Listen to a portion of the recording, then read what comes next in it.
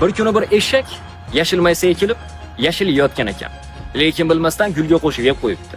Gulni ichida esa ari bor ekan. Ari ham jon qo'rquvdan eshakni tilini tishlayapti. Va eshak og'zidan arini chiqarib yuboribdi. Va bu orifdan eshak borib qirolicha ariga arini shikoyat qildi. Qirolicha ari ham arini chaqirtiribdi. Endi gap boshlayman deganda qirolicha ari o'zini isbotlashga harakat qilib ketib qoldi. Shunda qirolicha qarab, "Senga o'lim hukmini berdim" debdi ariga qarab. "Nimaga? Men buni jonini qutqarib qolish uchun chaqdim.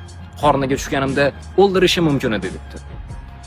"Senga o'lim hukmini berganim tilini chaqib olganingdan emas, ari bo'la turib eshak saviyasiga tushib, o'zingni isbotlashga harakat qilganingdan" degan ekan.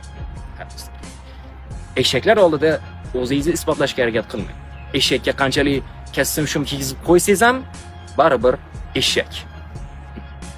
Xavfli do'stingni o'qib chiqing, tushunib yetasiz.